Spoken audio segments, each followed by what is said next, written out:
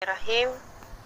Kedokteran Nabi Muhammad SAW atau At-Tib An-Nabawi, syariat Islam yang dibawa oleh Rasulullah Muhammad SAW memiliki kelengkapan dan kesempurnaan ajaran yang mengatur semua aspek kehidupan manusia, termasuk di dalamnya terkandung nilai-nilai At-Tib atau kedokteran yang murni dan tinggi. Laqad kana lakum fi Rasulullah sallallahu uswatun hasanah. Sesungguhnya telah ada pada diri Rasulullah itu suri tauladan yang baik bagimu. Liman kana yarujullah wal yaum al akhirah wal zakarallahi katsira. Yaitu bagi orang-orang yang mengharap rahmat Allah dan kedatangan hari kiamat dan dia hanya menyebut Allah. Itu terdapat dalam surat Al-Ahzab ayat 33. Teman-teman soleh sekalian, di masa sekarang ini banyak sekali pengobatan yang hadir di lingkungan sekitar kita.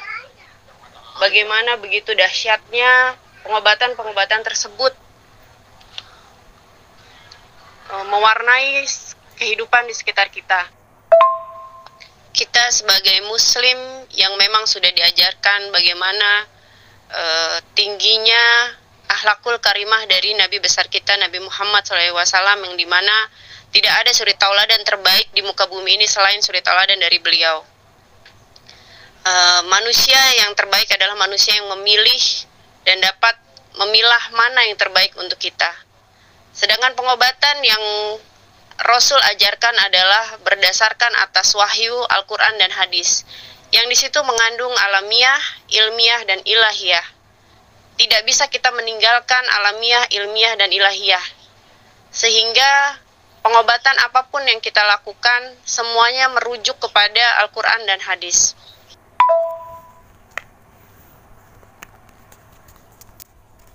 Sedangkan prinsip dari Tibun Nabawi sendiri adalah keyakinan, keistiqomahan dari setiap muslim. Yang keempat, tidak tahayul, tidak bid'ah, dan tidak khurafat. Yang kelima, bersifat preventif atau pencegahan. Yang keenam, berusaha dan terus bertawakal kepada Allah Azza wa Jalla.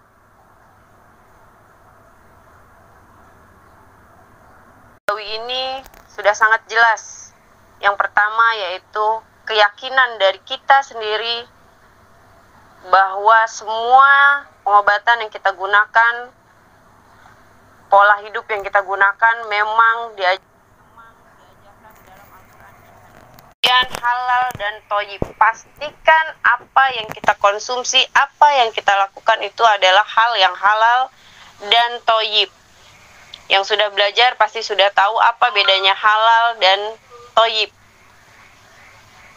Kalau thayyib sudah pasti kalau halal sudah pasti thayyib.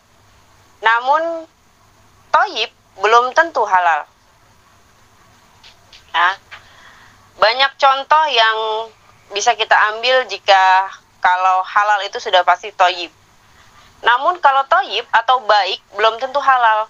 Karena banyak hal yang kita temukan sekarang baik untuk tubuh, tapi belum tentu itu hal yang halal.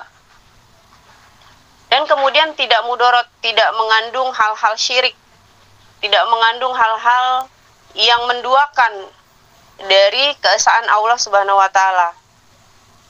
Tidak tahayul, tidak bid'ah, dan tidak khurafat. Saya yakin teman-teman solih semua sudah bisa membedakan apa itu tahayul, bid'ah, dan khurafat, karena kita saat ini hanya sedang mengulang kembali. Kemudian bersifat preventif atau pencegahan. Dan pada saat kita melakukan pengobatan, terus berusaha dan bertawakal. Teman-teman sekalian, banyak pertanyaan yang masuk kepada saya tentang produk-produk atau herba-herba yang kita gunakan. Apakah sudah yakin bahwa itu thayyib? Apakah sudah yakin bahwa itu halal? Saya jawab dengan tegas, iya. Produk herba Tibu Nabawi yang dikeluarkan oleh HNI HPAI kita yakinkan dengan tegas sangat halal dan thayyib, karena memang sangat dijamin dan kita tahu sendiri di mana perusahaannya, di mana pabriknya, siapa yang memproduksinya, orang-orang seperti apa yang memproduksi herba-herba yang kita gunakan, dan dari mana pencetusnya.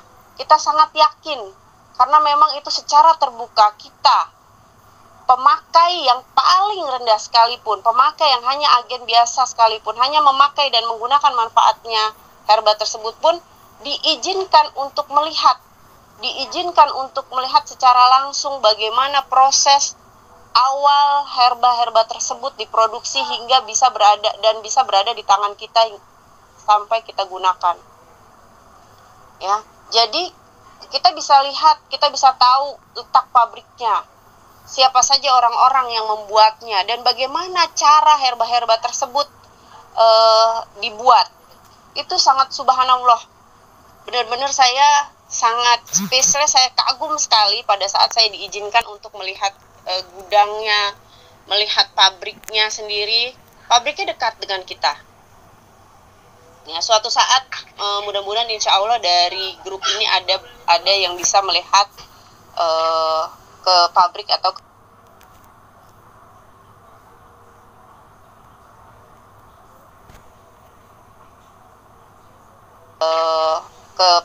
ke gudang dari HNI HPAI dengan wajib muslim semua yang pastinya, kemudian diperdengarkan suara murotal di setiap produksi berjalan. Di gudangnya pun seperti itu, mereka sangat menjaga kehalalannya, kebersihannya. Siapa saja yang bekerja di sana kita lihat sendiri, dan mereka pun bercerita bagaimana mereka memulai pekerjaan dengan selalu sholat duha berjamaah dan mengambil air wudhu. Kenapa ada pertanyaan, kenapa di sana saya tidak melihat karyawan akhwat di gudangnya? Karena dikhawatirkan pada saat ada karyawan akhwat itu pada saat haid, pada saat diperdengarkan suara-suara murotalah, di situ mengganggu kemurnian dari herba tersebut, karena herbanya sendiri memang sebagai wasilah kesembuhan untuk kita semua. Herba itu sangat dijaga agar apa? Agar herba-herba tersebut memang sudah terbiasa diperdengarkan dengan ayat-ayat suci Al-Quran. Seperti itu. Selanjutnya yaitu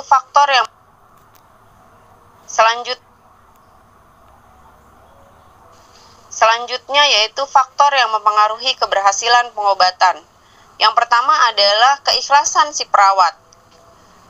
Siapapun yang merawat seorang pasien, ini sudah harus memiliki keikhlasan, keridhaan menjadi seorang perawat bagi si penderita atau si pasien. Dan dia harus rajin, harus dengan sabar mengingatkan pasien bahwa semua penyakit itu Allah yang beri, dan pastinya Allah pula yang akan mengangkat penyakit tersebut. Yang kedua, pengalaman. Pengalaman ini sangat dibutuhkan untuk setiap perawat atau setiap terapis, karena jam terbang itu mempengaruhi kesabaran setiap perawat. Yang ketiga, tahapan penyakit. Tahapan penyakit ini harus diketahui juga oleh si perawat dan si pasien. Apa maksudnya tahapan penyakit? Tahapan penyakit maksudnya adalah awal dia mengkonsumsi herba, kemudian setelah mengkonsumsi herba, kemudian sesudahnya dari dia pertama meminum herbanya, kemudian cara hidupnya, pola makannya atau pola asupan nutrisi pada tubuhnya, dan pada saat setelah meminum herba harus terjadi detoksifikasi, kemudian harus terjadi pembuangan toksin pastinya, dan akan mengalami gejala yang berbeda-beda oleh setiap tubuh pasien. Lalu yang keempat, istiqomah dalam pengobatan. Jangan nyeleneh. Istiqomah itu maksudnya tetap mempercayai dan secara kontinu melakukan apa yang diajarkan oleh terapi atau oleh perawatnya. Apa yang dianjurkan itu diistiqomahin, karena tidak ada yang secepat kilat sebuah atau penyakit itu bisa sembuh secara tiba-tiba. Tidak ada, semua melalui proses yang panjang. Ada juga yang memang tiba-tiba merasa ringan. Ada. Ini semua tergantung dari hormon masing-masing. Yang kelima yaitu keyakinan dari pasien itu sendiri. Yakin bahwa semua penyakit pasti ada obatnya, dan semua penyakit itu Allah yang beri, dan Allah pula yang akan mengangkat penyakit tersebut. Oke, baik. Ada pertanyaan yang bagus. Apakah penyakit berat atau degeneratif bisa disembuhkan dengan tidak mengkonsumsi obat-obatan apapun, namun dengan berpuasa atau merubah konsumsi asupan makanan berat menjadi nutrisi yang masuk ke dalam tubuh, apakah bisa menyembuhkan penyakit berat atau penyakit yang sudah menahun? Nah, terima kasih atas pertanyaannya. Nah, kita kembali lagi tadi di awal sudah dijelaskan tentang representasi fisik biologis manusia merupakan representasi keislaman yang ideal. Nah, representasi itu apa? Representasi itu adalah pemahaman dan pengetahuan Muslim terhadap objek fisik biologisnya sendiri yang berkaitan dengan keyakinan dia terhadap sang kholik atau pencipta tubuh itu sendiri. Ya. Dan di dalam surat Al-Ahzab juga dijelaskan tadi, sesungguhnya telah ada pada diri Rasulullah itu sendiri suri tauladan yang baik bagimu, yaitu bagi orang-orang yang mengharap rahmat Allah dan kedatangan hari kiamat, dan dia banyak menyebut asma Allah. Jawabannya adalah ya, kemungkinan jika Allah mengizinkan, bisa saja penyakit berat itu bisa sembuh dengan menjalankan puasa atau dengan menjalankan merubah pola asupan makanan menjadi asupan yang bernutrisi yang masuk ke dalam tubuh. Bisa, sangat dipastikan bisa akan sembuh jika Allah mengizinkan. Kembali merujuk kepada Al-Quran, tadi surat Al-Ahzab, kemudian ada surat Al-Isra yang dimana artinya, dan kami turunkan dari Al-Quran suatu yang menjadi penawar dan rahmat bagi orang-orang yang beriman, dan Al-Quran itu tidaklah menambah kepada orang-orang yang zalim selain kerugian. Kemudian di dalam surat Yunus ayat 57, hai manusia, sesungguhnya telah datang kepadamu pelajaran dari Tuhanmu dan penyembuh bagi penyakit-penyakit yang berada dalam dada, dan petunjuk serta rahmat bagi orang-orang yang beriman. Dan tidak lain akan aku temukan dan akan ada obatnya bagi setiap sakit yang diberikan. Nah, di sini harus kita yakini, ini Al-Quran yang berkata bahwa memang setiap penyakit itu pasti akan ada obatnya.